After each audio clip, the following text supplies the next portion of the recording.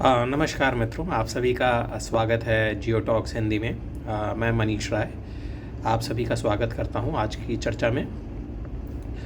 आज हम चर्चा करेंगे लेबनान के जो सबसे शक्तिशाली सशस्त्र संगठन है हिजबुल्लाह के बारे में। क्योंकि मौजूदा परिस्थिति में ऐसी बड़ी प्रबल संभावना है कि हिजबुल्लाह और इज़राइल किसी भी समय आपस में टकरा सकते हैं या सीधा सीधा युद्ध हो सकता है।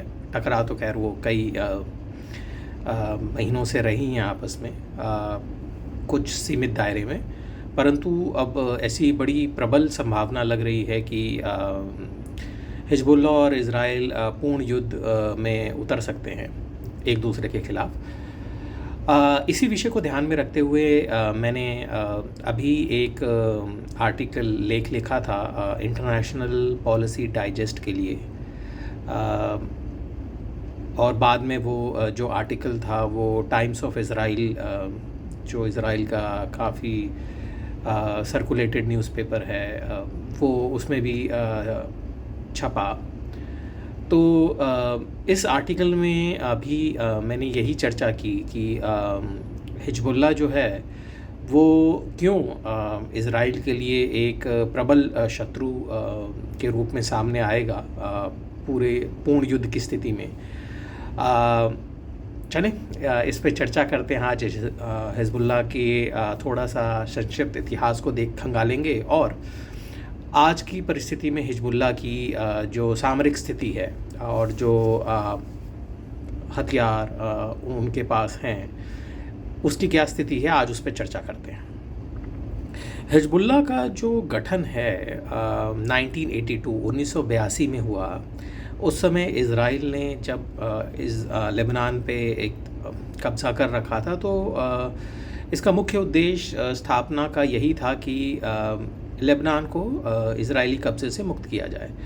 तो सन 1982 में हिजबुल्लाह का गठन हुआ और हिजबुल्लाह जो है उस समय ईरान का जो इस्लामिक रेवोल्यूशनरी गार्ड कोर है IRGC, उन्होंने सीधा हिजबुल्लाह को ट्रेन किया, उनका गठन किया। करीब 1500 के करीब उस समय ईरान से IRGC के इंस्ट्रक्टर्स लेबनान में गए और उन्होंने वहाँ पे जो शिया लड़ाके थे उनको ट्रेन किया और हिजबुल्लाह का इस तरह गठन हुआ। कुछ जो विश्लेषक हैं वो ये मानते हैं कि हिजबुल्लाह का गठन 1982 में ना हो के 1984-85 में हुआ, पर ये पूर्णतः सत्य नहीं है, क्योंकि 1982 में जो जिस शिया ग्रुप को ट्रेन किया गया IRGC द्वारा, वही एक तरह का मूल था हिजबुल्लाह के लिए। अच्छा, और हिजबुल्लाह जो है मौजूदा समय में इसका नेतृत्व सैयद हसन नसरल्लाह करते हैं, जो सन 1992 से इसके महासचिव हैं, सेक्रेटरी जनरल। हिजबुल्लाह में अध्यक्ष का पद नहीं होता, तो सर्वोच्च नेता जो होते हैं वो सेक्रेटरी जनरल ही होते हैं। सो 1992 से हिजबुल्लाह जो है का नेतृत्व जो है सैयद हसन नसरल्लाह कर रहे हैं। अब अगर हम संगठनात्मक इसमें हम बहुत ज़्यादा इतिहास में पीछे नहीं जाएंगे, क्योंकि वो अपने आप में एक बड़ा लंबा अध्याय है। जब हम लेबनीज़ पॉलिटिकल राजनीति को डिस्कस करेंगे तो उसमें विस्तृत रूप से चर्चा करेंगे हिजबुल्लाह के इतिहास और उस समय में क्या पृष्ठभूमि और उस समय के कालखंड में हिजबुल्लाह कैसे एक तरह से ग्रो किया और सबसे प्रभावशाली संगठन बना। तो अगर हम मौजूदा संगठनात्मक ढांचा देखें हिजबुल्लाह का, ऑर्गेनाइजेशन स्ट्रेंथ, इसमें मुख्यतः 3 कंपोनेंट हैं। हिजबुल्लाह जो है वो एक राजनीतिक पार्टी है और इस समय जो लेबनीज़ पार्लियामेंट में हिजबुल्लाह और उसका जो अलाइड ब्लॉक है वो सबसे बड़ा राजनीतिक घटक है। करीब 70 सीटें इनके पास पार्लियामेंट में हैं। और तो एक हिजबुल्लाह जो है वो है पॉलिटिकल पार्टी, दूसरा है सोशल सर्विस ऑर्गेनाइजेशन, क्योंकि इनका जो समाज सेवा है उसकी शाखा भी बड़ी विस्तृत है और वो वहाँ पे हर तरह की सुविधा जो है ख़ास तौर पे शिया समुदाय को उपलब्ध कराती है, जैसे शिक्षा, स्वास्थ्य और रोज़गार के ज़रिए। और तीसरा जो सबसे प्रमुख घटक है हिजबुल्लाह का, जिसकी वजह से उसको दुनिया भर में जाना जाता है, वो है हिजबुल्लाह का पैरामिलिट्री विंग। हिजबुल्लाह एक आम संगठन, तो इसके 3 घटक हैं, राजनीतिक पार्टी, समाज सेवा और पैरामिलिट्री। पर सीक्रेट सर्विस भी है, बट हम जो खुफिया सर्विस सेवा है उसको हम पैरामिलिट्री में ही इंक्लूडेड मानते हैं। तो और साथ ही साथ अपने आप में ये एक कहा जाता है कि हिजबुल्लाह जो है वो IRGC का 6th ब्रांच भी है। ईरान का जो सबसे प्रभावशाली आर्म फोर्सेस में संगठन है वो IRGC है, जो सीधा केवल अयतुल्लाह खुमैनी को रिपोर्ट करता है। तो उसकी 5 ब्रांचें हैं, और छठा ये कहा जाता है कि हिजबुल्लाह जो है वो IRGC की 6th ब्रांच है। जी, यही हम चर्चा कर रहे थे कि हिजबुल्लाह को IRGC का 6th ब्रांच भी कहा जाता है, और साथ ही साथ इसको state with in a state भी कहा जाता है, जो हर तरह का जो स्टेट फंक्शन करती है वो हिजबुल्लाह करता है। और लेबनीज स्टेट्स जो स्टेट है, राज्य है, उससे ज़्यादा प्रभावशाली कार्य करता है हिजबुल्लाह लेबनान में। इनका अपना खुद का TV स्टेशन भी है, अल मन्नार, रेडियो स्टेशन है अल नूर। अल मन्नार TV के साथ हमारी भी, मतलब मेरी भी एक बार थोड़ा सा विवाद हो चुका है। 2022 में मैंने एक टाइम इंटरनेशनल पॉलिसी डाइजेस्ट के लिए ही एक आर्टिकल लिखा था, जिसमें मैंने ये चर्चा की थी कि उस समय जो एक छोटा सा एस्केलेशन हुआ था पैलेस्टीनियन इस्लामिक जिहाद और इज़राइल के बीच में, वो उसमें एक अलग तरह की लड़ने की जो ट्रेंड था, मतलब तरीका, वो इस्लामिक जिहाद ने इस्तेमाल किया था आयरन डोम, जो इज़राइल का एंटी मिसाइल सिस्टम है, उसको ओवरकम करने के लिए। तो उस पर मैंने एक थोड़ा विश्लेषण किया था, और इंटरनेशनल पॉलिसी डाइजेस्ट और बाद में टाइम्स ऑफ इज़राइल के लिए भी लिखा था उसको। तो अल मन्नार TV हिजबुल्लाह का जो है, उसने मेरे रिपोर्ट में से कुछ एक चीज़ें निकाल के मेरे नाम से एक न्यूज़ कवरेज न्यूज़ रिपोर्ट बनाई, और उसको वहाँ पब्लिश किया अल मन्नार TV पे, कि इज़राइल के जो जियोपॉलिटिकल एनालिस्ट हैं वो भी इस बात को मानते हैं कि इस्लामिक जिहाद जो है उसने किस तरह से इज़राइल को छकाया।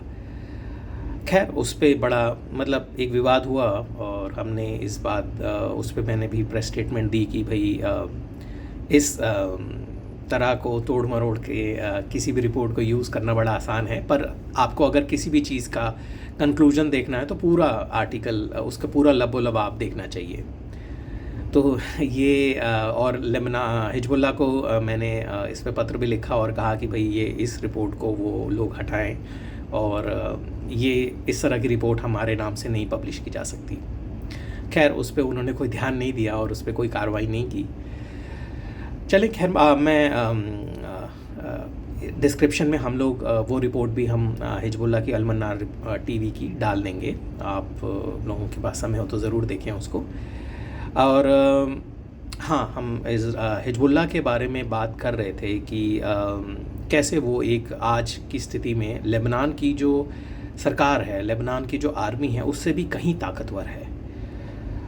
और ख़ास तौर पे जो इसके इलाके हैं, ख़ास तौर पे जो इज़राइल बॉर्डर से लगते हुए लेबनान के इलाके हैं, वहाँ पे इनका कड़ा नियंत्रण है। वहाँ पे लेबनीज़ आर्मी भी इनके ये कहना अतिशयोक्ति नहीं होगा कि इनकी अनुमति के बगैर वहाँ कुछ भी नहीं कर सकती।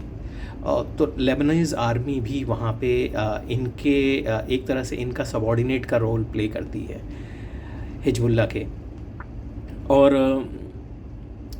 ये जो इज़राइल बॉर्डर से लगते हुए लेबनीज़ इलाके, दक्षिणी लेबनान के इलाके हैं, और ख़ास तौर पे शिबा फार्म्स, यहाँ पे इस समय इनकी स्थिति जो है हिजबुल्लाह की काफ़ी मज़बूत है। और वहाँ पे शिबा फार्म्स में इन्होंने एक एक्सटेंसिव, जैसे वही गाज़ा में जो टनल नेटवर्क बनाया हुआ है, अंडरग्राउंड टनल नेटवर्क, उसी तर्ज पे शिबा फार्म्स में भी बहुत वाइड नेटवर्क है टनल्स का, जो सीधा सीधा अगर कोई भी ज़मीनी हमला होता है, ग्राउंड इन्वेशन, उसमें एक कड़ी चुनौती पेश आएगी इज़राइल के लिए इन इलाकों में। अच्छा, अगर हम अब बात करें कि जो हिजबुल्लाह है उसके पास किस तरह के हथियार हैं और किस तरह के उनकी रॉकेट फोर्स है, देखें, ये एक अनुमान है। ये CIA ने अपनी रिपोर्ट में भी कहा है कि इस समय हिजबुल्लाह जो है वो करीब 1,50,000 के करीब रॉकेट्स, मिसाइल का ज़ख़ीरा जो है उनके पास है। और इसमें जो रॉकेट हैं, हैवी रॉकेट्स भी हैं। अभी जैसे हाल फिलहाल में उन्होंने एक बड़ी हैवी कैटेगरी का रॉकेट जो दिखाया, उसकी वीडियो फुटेज लोगों के साथ शेयर की, बुरखान, जो 300 से 500 किलो का जिसका पेलोड होता है, और करीब 2000 के करीब इनके पास UAV हैं, ड्रोन्स, जिनकी डिफरेंट रेंज हैं।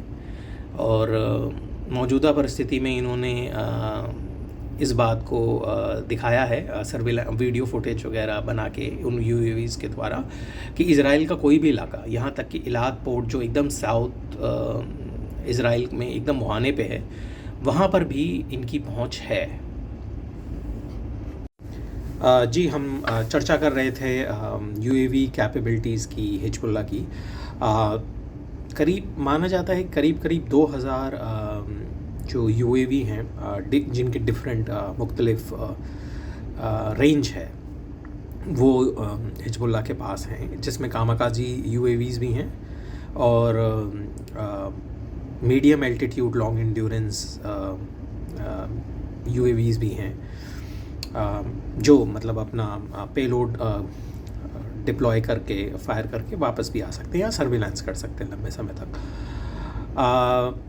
जी, और जैसा अभी मैंने चर्चा की कि करीब 1.5 लाख के करीब ये माना जाता है, 1,50,000 की हिजबुल्लाह के पास टोटल रॉकेट्स और मिसाइल्स हैं। अब इसमें जो रॉकेट्स हैं, इसमें अभी हाल फिलहाल में उन्होंने एक काफ़ी हैवी रॉकेट्स का बुरखान जिसका नाम है, उसको भी अनवील किया। अनवील मतलब दुनिया को दिखाया, मीडिया को फ़ोटोग्राफ्स और उसकी वीडियोस भेजी गई। और हाँ, मतलब ये इज़राइल के ऊपर फायर भी किए गए बुरखान, जिनकी पेलोड कैपेसिटी 300 से 500, मतलब 300 से 500 किलोग्राम की पेलोड की है क्षमता जिनकी। तो ये रॉकेट्स में काफ़ी हैवी रॉकेट्स हुए कैटेगरी में। और पिछली बार जब 2006 में हिजबुल्लाह की इज़राइल के साथ एक पूर्ण संघर्ष हुआ था, युद्ध हुआ था, उस समय ज़्यादातर जो रॉकेट्स हिजबुल्लाह ने फायर किए थे वो अनगाइडेड थे। परंतु इस बार जो इनके शस्त्रागार में जो आग्नेयास्त्र रॉकेट्स हैं वो प्रिसीजन गाइडेड हैं और ये बिल्कुल भी डम रॉकेट्स नहीं हैं। इनको टारगेट्स पे गाइड किया जा सकता है।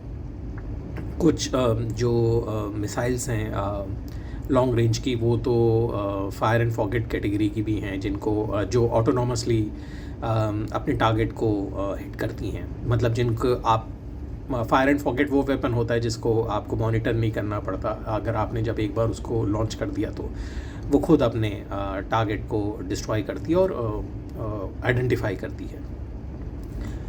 और मिसाइल स्ट्रेंथ में अगर हम बात करें तो हिजबुल्लाह के पास एंटी टैंक, एंटी एयरक्राफ्ट और एंटी शिप, जी, अभी हाल फिलहाल में भी इन्होंने इस कैपेबिलिटी को दिखाया है कि इनके पास एंटी शिप मिसाइल्स भी हैं, जो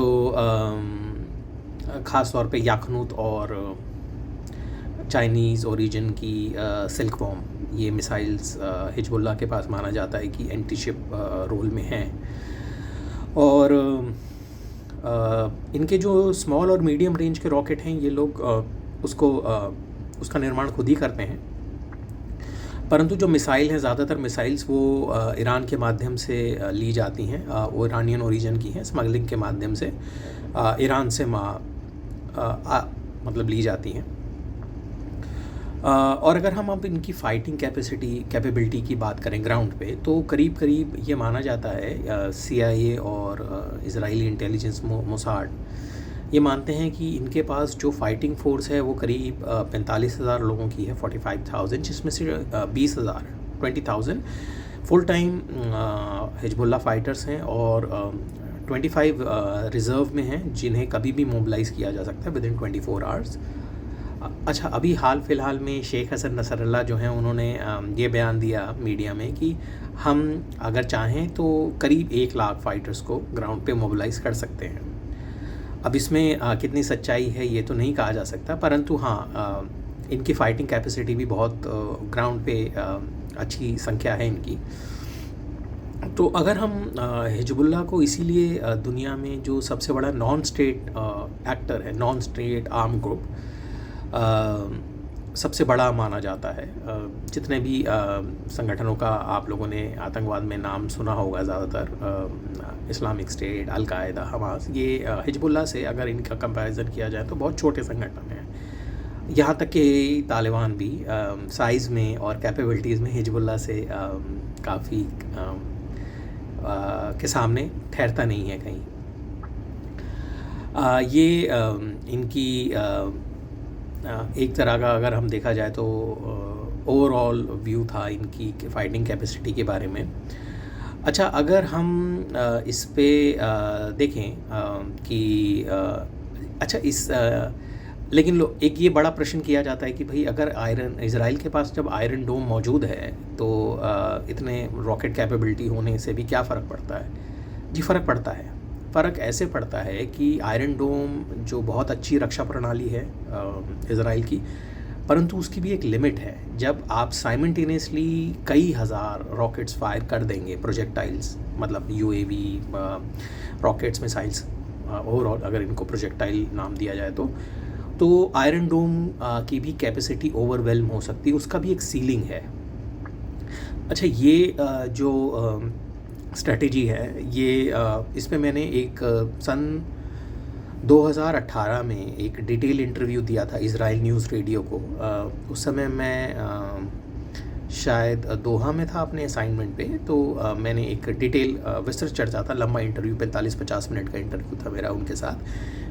उसमें भी मैंने यही चर्चा की थी कि मतलब ये किस तरह से ईरान ने कोऑर्डिनेट किया है कि आने वाले समय में जब भी इज़राइल के साथ संघर्ष हो तो उनकी विभिन्न जो संगठन हैं वो आयरन डोम को कैसे सरपास कर सकते हैं। तो अभी देखा जाए तो वही प्रणाली, वही स्ट्रेटजी पे काम कर रहे हैं ये लोग।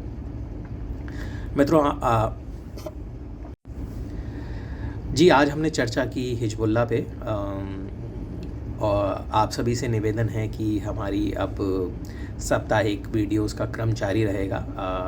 उसको ज़रूर देखें और हमारे चैनल को सब्सक्राइब करें, क्योंकि हम लोग कोशिश ये करते हैं कि हम किसी भी मुद्दे को, किसी भी अगर डेवलपमेंट हुई है तो उसको इन डेप्थ समझा जाए, क्योंकि हमारे सब कॉन्टिनेंट में, साउथ एशिया में ख़ास तौर पे ये आदत है कि किसी भी चीज़ को बड़ा ही इमोशनली मीडिया आउटलेट्स रिपोर्ट करते हैं।